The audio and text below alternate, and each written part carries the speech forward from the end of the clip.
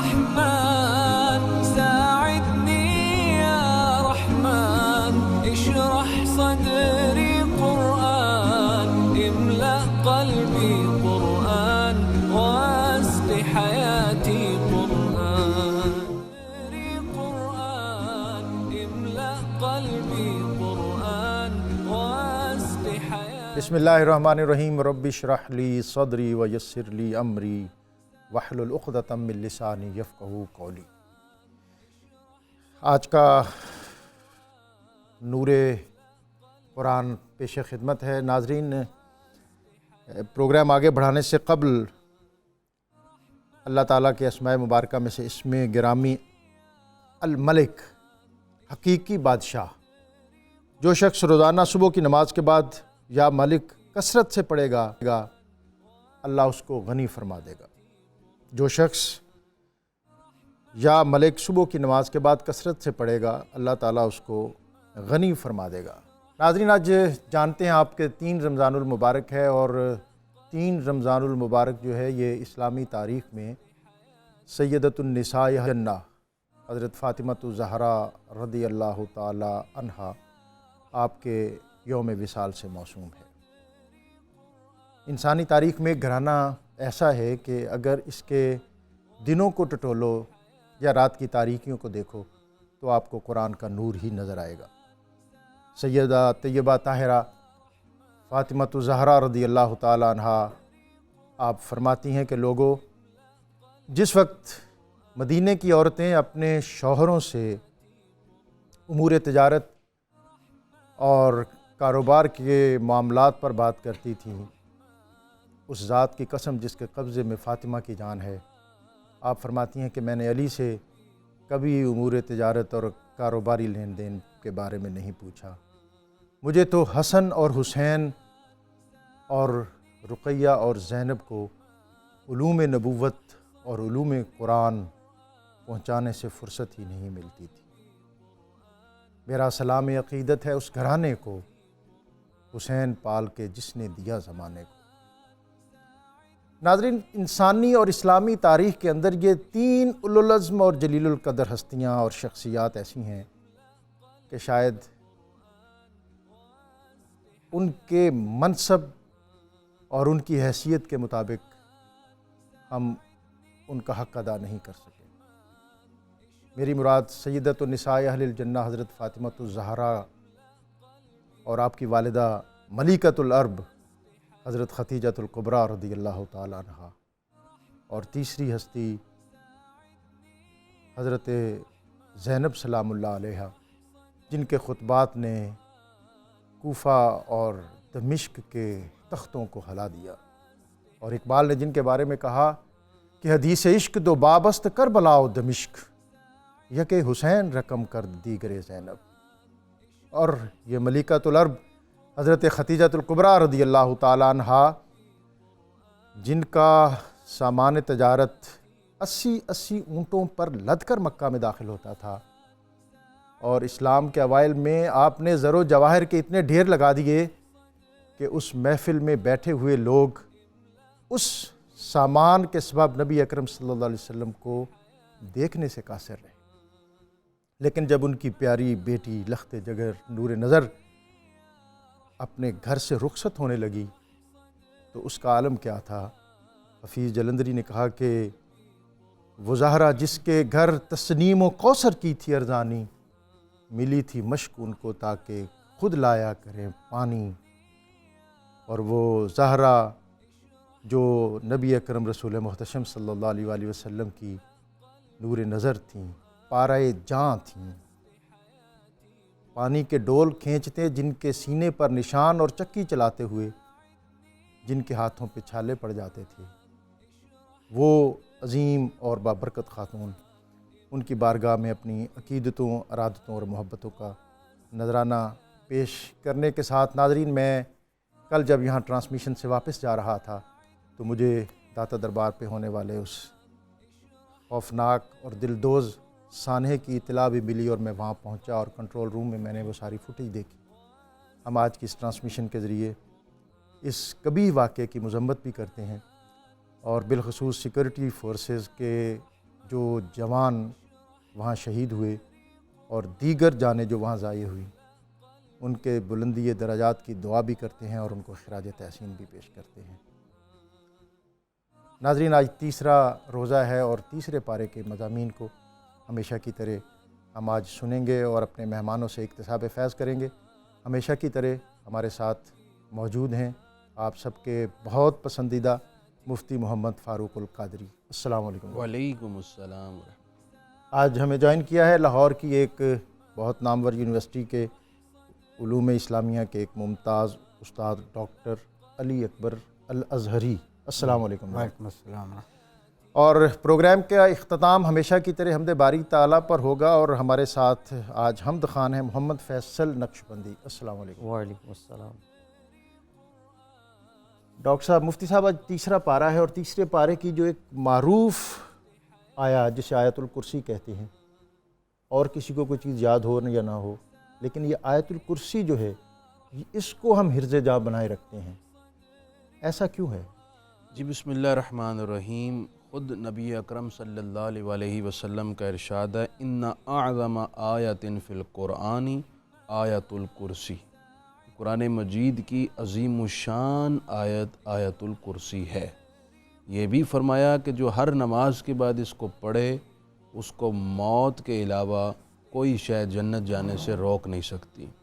یہ بھی فرمایا گیا کہ جو رات کو سوتے ہوئے پڑھے صبح تک ایک فرشتہ حفاظت پر مامور رہتا ہے۔ اللہ، بلکہ خواجہ خواجگاں خواجہ معین الدین چشتی اجمیری رحمۃ اللہ علیہ کا ایک فرمان ہے، جو گھر سے نکلنے سے قبل آیت الکرسی پڑھ لے تو 70,000 ملائکہ کا جلو، 70,000 ملائکہ کا جلوس اس شخص کے ساتھ رہتا ہے جو اس کی حفاظت پر مامور رہتا ہے اور اس کے لیے دعائیں اور استغفار کرتا رہتا ہے، یعنی ایک حصار اس کے گرد بن جاتا ہے اور یہ اس کو معمول بنانا چاہیے۔ یہ آیت مقدسہ اپنے مضامین کے حوالے سے بڑی منفرد ہے۔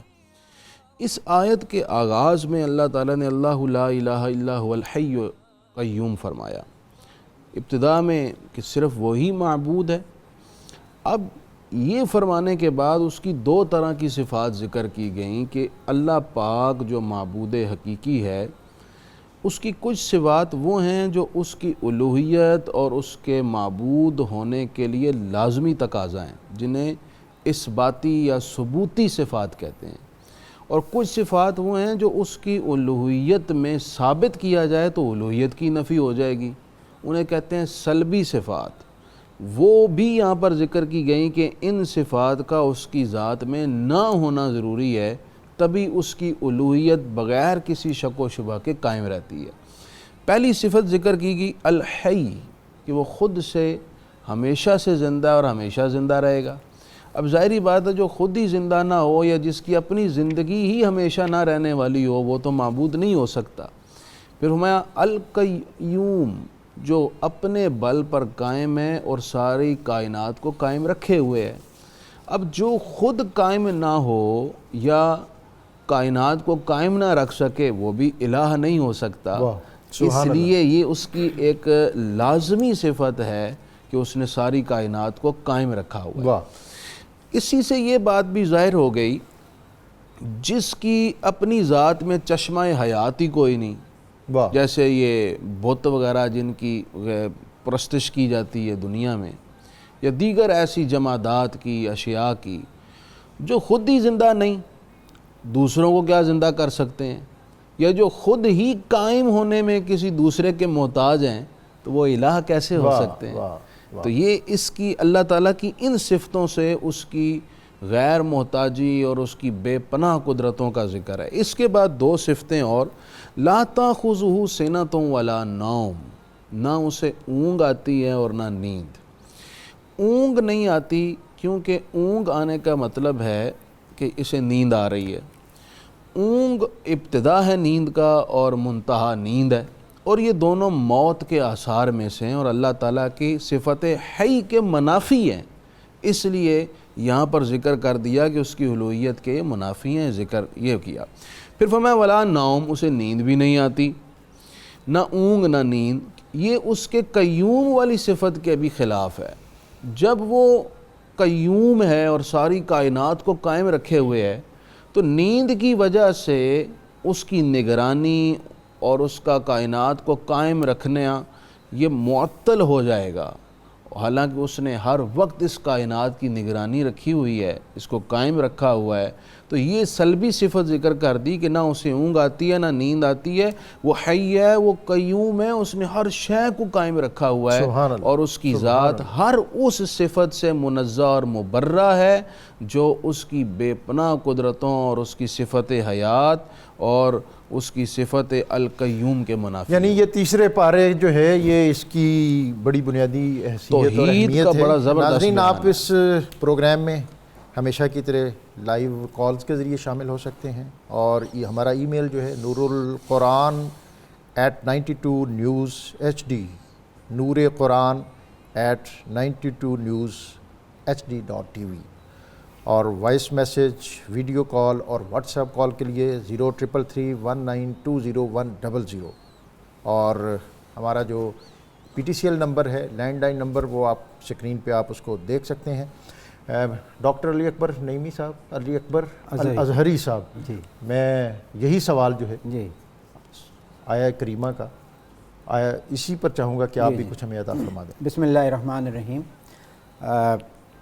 قرآن حکیم کی تمام آیات کے اندر سورہ بقرہ کی یہ جو آیت الکرسی ہے، اس سے متعلق احادیث نبی صلی اللہ علیہ وسلم میں نے دیکھا کہ 50 روایات موجود ہیں اس کے فضائل، 50 روایات، 50 روایات اس کے فضائل میں موجود ہیں۔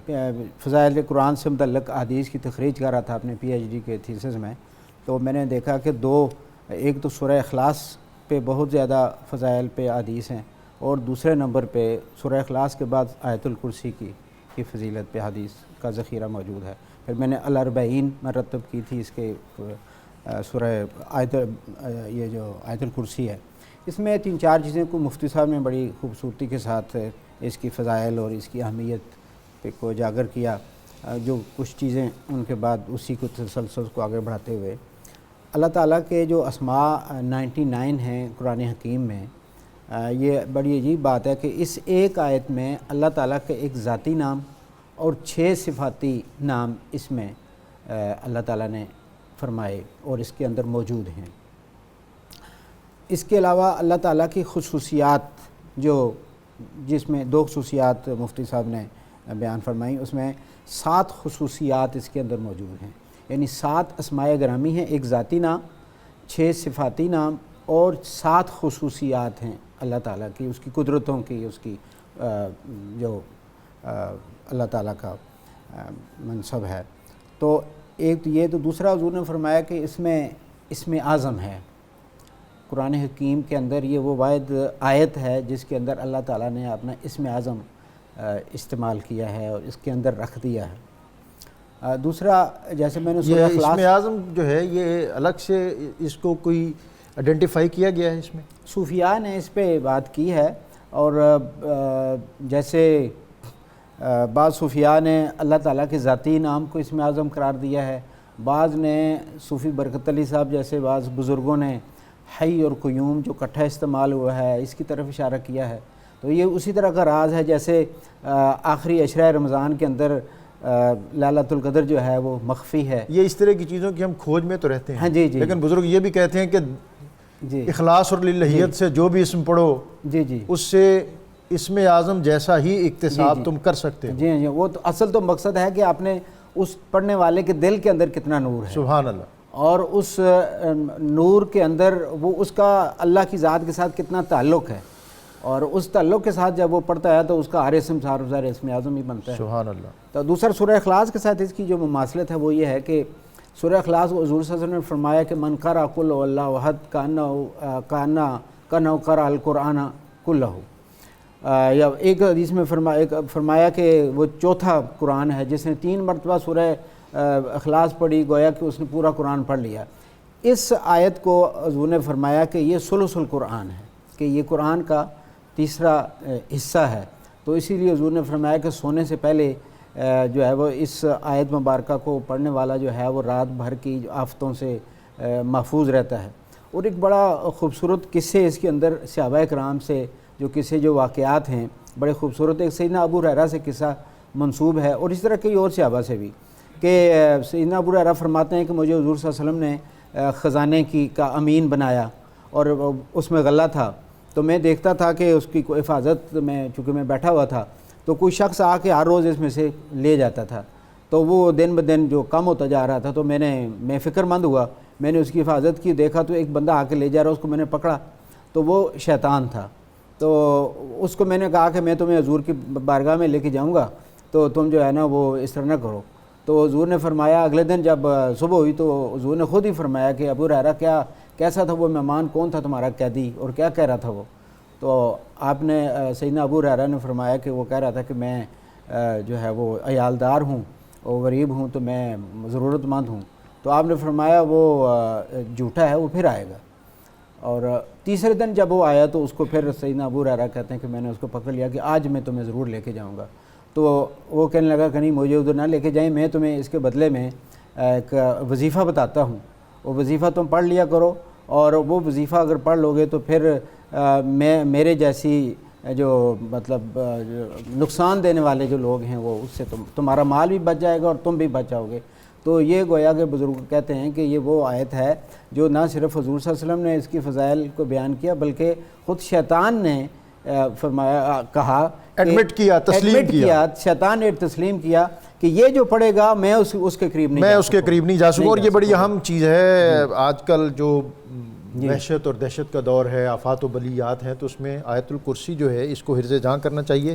مفتی صاحب, وَإِذْ قَالَ إِبْرَاهِيمَ رَبِّ أَرِنِي كَيْفَ تُحْيِي الْمَوْتَى, آیت نمبر 260. جی ایک ڈاکٹر صاحب قبلہ, یہ بڑی دلچسپ مضمون کی حامل آیت ہے اور اس میں بڑی نصیحت اور فکر انگیز پیغام اور انبیاء کی عزت و شان کا تذکرہ جاں فضا ہے. سبحان اللہ. اور حضرت ابراہیم جیسی ہستی کا اس طرح کے سوال کو اٹھانا, یہ بھی ایک رمز ہے. میں عرض کرتا ہوں, حضرت ابراہیم علیہ السلام سمندر کے کنارے گئے, دیکھا ایک لاش پڑی ہوئی ہے. پانی آیا تو سمندر کی مچھلیوں نے اس لاش میں سے کھایا, چلی گئیں. پانی واپس گیا تو جنگلات کے درندے باہر آ گئے, انہوں نے کھانا شروع کر دیا. وہ بھی چلے گئے تو پرندے آئے, انہوں نے بھی کھایا.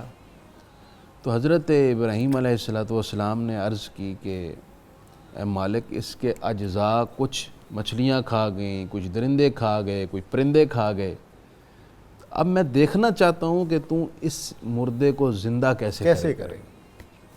اس کی ایک وجہ یہ بھی مفسرین اکرام نے ذکر کی کہ جب حضرت ابراہیم علیہ السلام کو اللہ تعالیٰ نے خلیل بنایا تو یہ پیغام حضرت اسرائیل ملک الموت لے کر آئے تھے. انہوں نے جب یہ پیغام دیا تو آپ نے پوچھا کہ اللہ نے مجھے خلیل بنایا ہے تو اس کی نشانی کیا ہے؟ انہوں نے اس کی نشانی یہ ہے کہ آپ جو دعا کریں گے قبول ہوگی اور آپ کے دعا پر اللہ تعالیٰ مردے بھی زندہ کر دے گا. واہ سبحان اللہ. اب یہ موقع تھا تو انہوں نے عرض کی, مالک تو اس کو زندہ کیسے کرے گا, میں دیکھنا چاہتا ہوں. تو فرمایا آرینی کیف تحیی الموتى. تو اللہ تعالیٰ نے کیا فرمایا, قال اولم تؤمن, کیا تمہیں ایمان نہیں ہے اس بات پر؟ قال بلا, کیا اسلوب مجھے ایمان ہے. یہ سوال کیوں کیا؟ اس لیے کہ سننے والے اور پڑھنے والے کو پتہ چل جائے کہ یہ سوال کسی شک و شبے کی بنا پر نہیں تھا.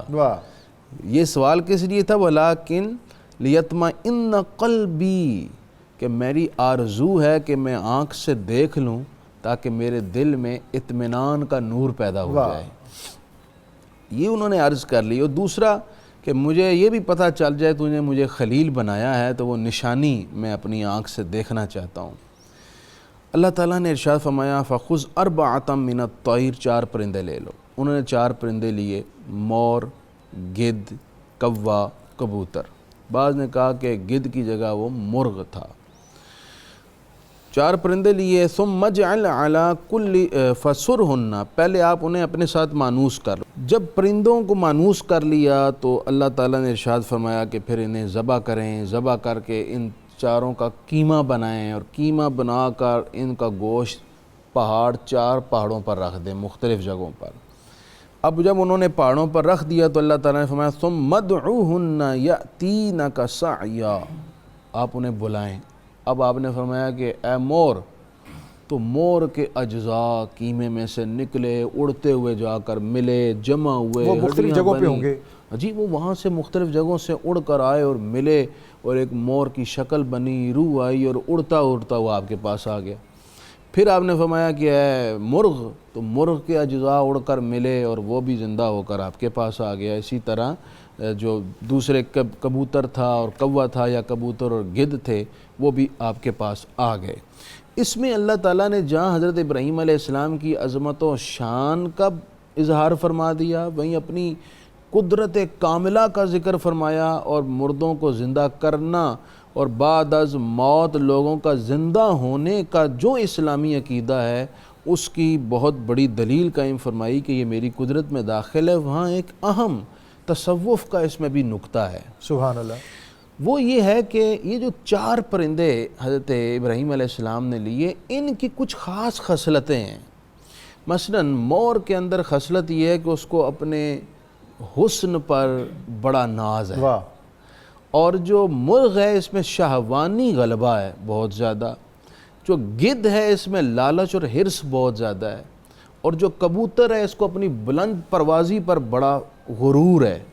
تو یہ چاروں ذبح کیے تو پھر حضرت ابراہیم علیہ السلام کو اطمینان قلبی ملا۔ صوفیاء فرماتے ہیں کہ جب کوئی شخص اپنی ذات کو ان 4 بری خصلتوں سے نجات دلوا دیتا ہے اور ان سے تائب ہو کر اپنی نفس کو پاک رکھتا ہے، تو پھر اس کو اطمینان قلبی کا نور نصیب ہوتا ہے۔ اس لیے صوفیہ اکرام نفس کو ان بری خصلتوں سے پاک کرنے پر بہت زیادہ زور دیا کرتے تھے۔ ناظرین، مختصر سے وقفے کے بعد واپس آئیں گے تو ہم مفتی صاحب سے اور ڈاکٹر صاحب سے اکتساب فیض اسی طرح کرتے رہیں گے۔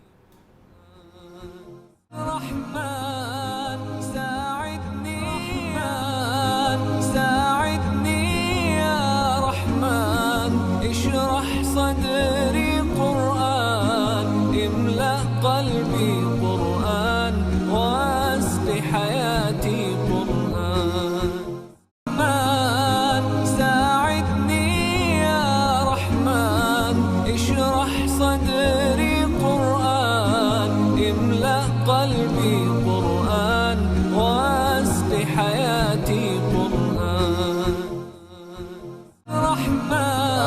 آپ کو ایک مرتبہ پھر خوش آمدید۔ آج تیسرا روزہ ہے اور تیسرے پارے کے مضامین جو ہیں ان سے ہم اکتساب فیض کر رہے ہیں۔ ڈاکٹر صاحب، اس صورت میں جو دیگر بہت اہم مضامین بیان ہوئے ہیں اس میں ایک سود کے حوالے سے بھی ہے، میں چاہوں گا کہ ہمارے ناظرین کو اس پر کچھ بتائیے گا۔ سود جو ہے جو کبیرہ گناہ ہیں جن سے اللہ تعالیٰ نے اہل ایمان کو بچنے کی تلقین فرمائی ہے، اس میں ایک گناہ جو کبیرہ گناہوں میں سے سود خوری ہے۔ سود کی تعریف یہ ہے کہ کسی شخص کی مجبوری سے فائدہ اٹھا کر اس سے مال اس کو اگر دیا جائے تو اس مال میں اضافے کے ساتھ اس کی واپسی وہ کرتا ہے، یہ سود ہے۔ اب یہ سود ہے۔ سود میں اور پرافٹ میں اسی آیت میں اللہ تعالیٰ نے آگے جا کے فرما دیا وَأَحَلَّ اللَّهُ الْبَيْعَ وَحَرَّمَ الرِّبَا، اگر تم اپنے مال میں اضافی کمائی چاہتے ہو تو وہ سود کے ذریعے نہ، کسی کی مجبوری سے فائدہ اٹھا کر پرافٹ نہ لو، بلکہ اس میں تجارت کرو، اور تجارت میں نفع بھی ہے اور نقصان بھی۔ لیکن سود ایک ایسی صورت ہے جس میں نقصان کا تصور نہیں ہے، اس میں نفع کا ہی تصور ہے، اور اس میں یہ بھی نہیں دیکھا جاتا کہ جو جس کو وہ مال پیسے جو دیے ہوئے ہیں اور اس سے واپسی کا جو مطالبہ کرتا ہے اس کے پاس اضافی واپسی کی رقم ہے یا نہیں ہے، لیکن اس نے چونکہ واپس کرنی ہے لہٰذا وہ مجبور شخص ہے۔ تو اللہ تعالیٰ نے اس ظلم کو یہاں پر واشگاف الفاظ میں واضح فرمایا اور اہل ایمان کو اس سے منع فرمایا کہ دوسرے کی معاشی مجبوری سے فائدہ اٹھا کر اس سے پرافٹ لینا جو ہے یہ کبیرہ گناہوں میں سے ہے۔ اور اس کی حضور نے فرمایا، بے شمار حدیث ہیں، حضور نے فرمایا سود کی حرمت میں ادنا سی جو حرمت ہے وہ ماں کے ساتھ زنا کرنے کے برابر۔ لیکن ڈاکٹر صاحب اب تو قومی اور بین الاقوامی سطح پر جتنے لین دین ہیں اور جو سسٹم ہے وہ سارا انہی چیزوں میں جکڑا ہوا ہے۔ جی یہ ایک ہمارے اس دور کی بدقسمتی ہے اور خود ہماری بھی بدقسمتی ہے۔ ہم جس معاشرے میں رہتے ہیں ہمارے ملک میں بھی ابھی تک دعووں کے باوجود ابھی سود سے پاک بینکاری کا جو سسٹم ہے وہ رائج نہیں ہو سکا۔ کچھ کاوشیں کی جا رہی ہیں ملیشیا میں، سعودیہ میں، ایون پاکستان ہمارے کے ملک اندر میں بھی ہیں لیکن آپ وہ بینکنگ سسٹم کو جا کر دیکھیں تو اس کے اندر بھی وہ جو بینکنگ سسٹم ہے سیم ہی ہے، اس میں کوئی خاص فرق نہیں ہے، صرف نام تبدیل ہیں اس کے اندر۔ اس میں یہ ہے کہ وہ جو قرضہ دیتے ہیں آج کل، مکانوں پہ قرضہ دیتے ہیں یا کار کی فنانسنگ کرتے ہیں یا دیگر اس کے لیے استعمال ہوتی ہے، وہ سراسر سود ہے۔ اور وہ میں نے دیکھا کہ لوگ جو ہے نا وہ بڑے مجبور ہو جاتے ہیں، اپنی جائیدادیں فروخت کر کے ان کو واپس کرتے ہیں۔ اور بعض ایسے ظلم بھی ہوتے ہیں کہ لوگ جا کے گھروں کا جو جنازہ گھروں میں نے دیکھا، ایک واقعہ میرے سامنے پیش آیا، گھر میں سے جنازہ اٹھ رہا تھا اور اس کو سود وہ جو بینک والے تھے وہ جا کے کہہ رہے تھے کہ جنازہ تب اٹھے گا جب تک آپ ہماری قسط واپس نہیں کریں گے۔ تو یہ وہ ظلم ہیں جو اللہ تعالیٰ، جس سے اللہ تعالیٰ نے منع فرمایا ہے۔ یعنی اللہ کے احکام اور فرامین سے جب ہم ہٹتے ہیں تو پھر اس طرح کے کبھی مناظر جو ہیں وہ ہماری زندگیاں جو ہے مشکلات میں پھنستی چلی جاتی ہیں۔ مفتی صاحب ظاہر مضامین تو ایسے ہیں کہ ان پر بہت تفصیل سے بات ہو سکتی ہے۔ آیت نمبر 26 سورہ آل عمران، قل اللہم مالک الملک تؤتی الملک من تشاء وتنزع الملک ممن تشاء سبحان اللہ، فرمایا وتعز کہ من تشاء محبوب وتذل من تشاء بیدک الخیر۔ اے حبیب آپ فرما دیں کہ اللہ تعالیٰ سارے ملکوں کا بادشاہ ہے، کائنات کے ذرے ذرے کا وہ مالک حقیقی ہے۔ سبحان اللہ۔ جس سے چاہتا ہے مالک بناتا ہے، جس سے چاہتا ہے اپنی ملکیت چھین لیتا ہے۔ آپ دیکھ لیں تاریخ، ڈاکٹر صاحب آپ نے ماشاءاللہ ہم سے زیادہ تاریخ پڑھی ہوئی ہے اور آپ کی گہری نظر ہے کہ عراق کا نمرود، مصر کا فرعون، یونان کا اسکندر اعظم، منگولوں کے چنگیز اور ہلاکو خان، اور ایران کے کسرا، فریدوں، دہاق، جمشید، سب کے نام مٹ گئے، مٹے نامیوں کے نشان کیسے کیسے۔ اجل نے کسرا ہی چھوڑا نہ دارا، اسی سے سکندر سا فاتح بھی ہارا۔ جگہ جی لگانے کی دنیا نہیں ہے، یہ عبرت کی جہاں ہے تماشا نہیں ہے۔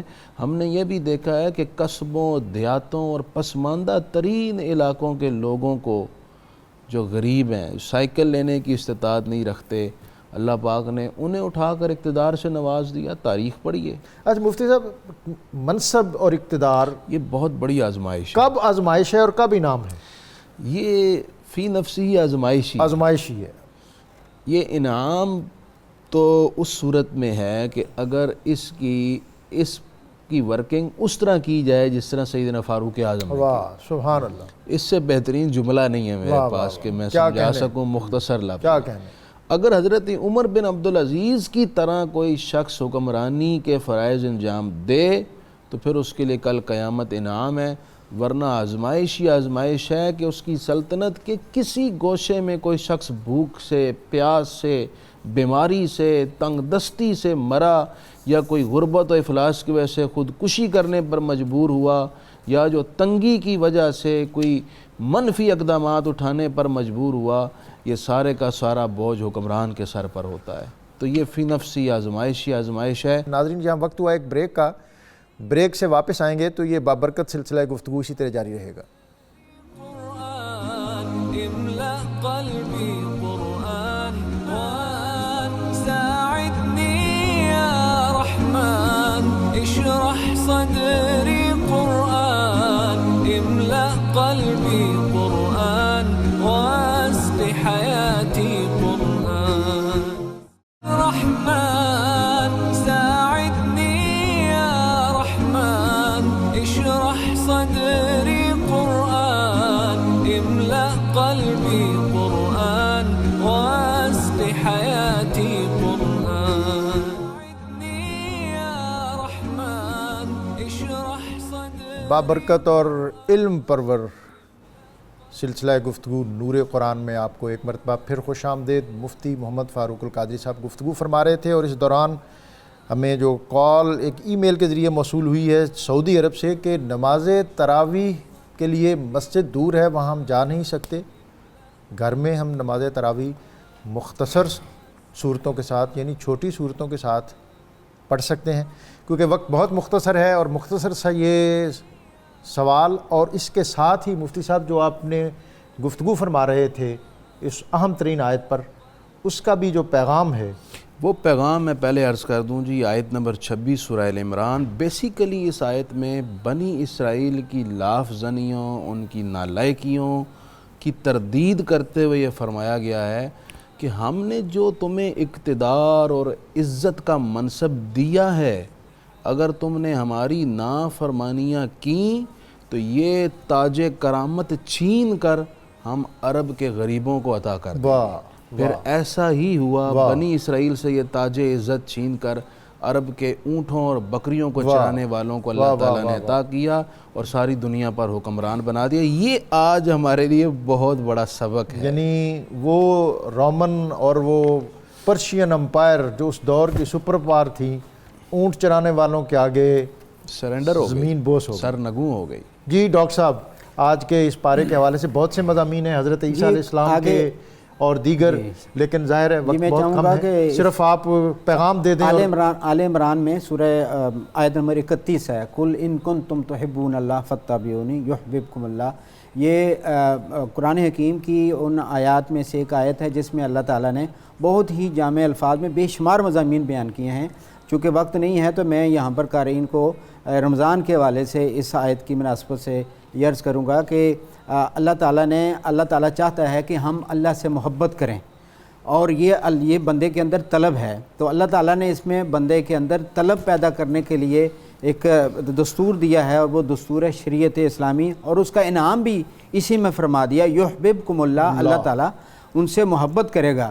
تو انسان جو ہے وہ اگر اللہ سے محبت کرنا چاہتا ہے تو اس کو چاہیے کہ وہ شریعت محمدی کی اتباع کرے، اور شریعت محمدی کی اتباع کا سب سے جو گولڈن ٹائم ہے وہ رمضان المبارک ہے، اور لوٹ جا عہد نبی کی سمت رفتار جہاں، پھر میری پسماندگی کو ارتقاء درکار ہے۔ مفتی صاحب بہت مختصر جواب چاہیے۔ اس کا جواب یہ ہے کہ وہ گھر میں ہی نماز تراویح پڑھ سکتے ہیں مختصر صورتوں کے ساتھ۔ اور ایک کالر تھا جس نے کہا تھا کہ امام صاحب وطر میں دعائے قنوت کے بغیر، وطر میں دعائے قنوت پڑھنا واجب ہے۔ واجب چھوڑ دینے سے نماز اگر پوری پڑھ لی انہوں نے تو اس کا دہرانا ضروری ہوتا ہے، تو اب وہ جو وطر چلے گئے ہیں ان کو دوبارہ قضا کر کے پڑھیں۔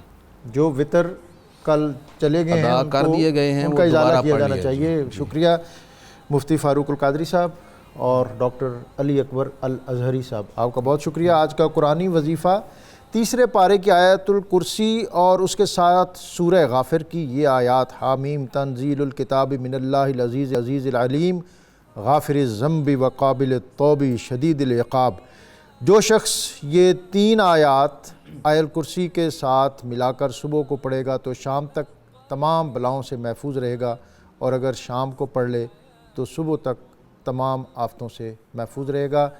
ویڈیو کال اور ٹیلی فون کال کے ذریعے پروگرام میں شامل ہونے والے شرکاء کا بھی بہت شکریہ، اور ہمارے جو اسکالر ہیں ان کا بہت شکریہ۔ اور رحمن ساعدنی یا رحمن اشرح صدری قرآن املأ قلبی قرآن واسق حیاتی قرآن۔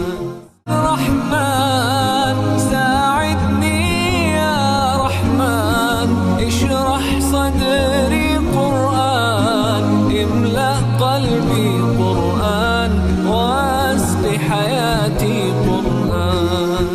اب بڑھتے ہیں اللہ تعالیٰ کی بارگاہ میں ہدیہ حمد پیش کرنے کی طرف، اور آج ہمارے حمد خان ہیں محمد فیصل نقشبندی جناب۔ میرے مولا کرم ہو کرم، میرے مولا کرم ہو کرم، میرے مولا کرم ہو کرم، میرے مولا کرم ہو کرم۔ تجھ سے فریاد کرتے ہیں ہم، تجھ سے فریاد کرتے ہیں ہم، میرے مولا کرم ہو کرم، میرے مولا کرم ہو کرم۔ مولا کرم ہو کرم، بے قصوں کو سہارا ملے، ڈوبتوں کو کنارہ ملے، مولا بے قصوں کو سہارا ملے، ڈوبتوں کو کنارہ ملے، سر سے طوفان پل میں ٹلے، جو تیرا ایک اشارہ ملے، تو جو کر دے مہربانیاں، تو جو کر دے مہربانیاں، دور ہو جائے ہر ایک غم، میرے مولا کرم ہو کرم، میرے مولا کرم ہو کرم، یہ زمین اور یہ آسمان تیرے قبضے میں ہے دو جہاں، مولا یہ زمین اور یہ آسمان تیرے قبضے میں ہے دو جہاں، سب پہ تو ہی تو ہے مہربان، تیرے در سے جائے کہاں، تو ہی سنتا ہے سب کی صدا، تو ہی سنتا ہے سب کی صدا، تو ہی رکھتا ہے سب کا بھرم، میرے مولا کرم ہو کرم، میرے مولا کرم ہو کرم، تجھ سے فریاد کرتے ہیں ہم، میرے مولا کرم ہو کرم، میرے مولا کرم ہو کرم،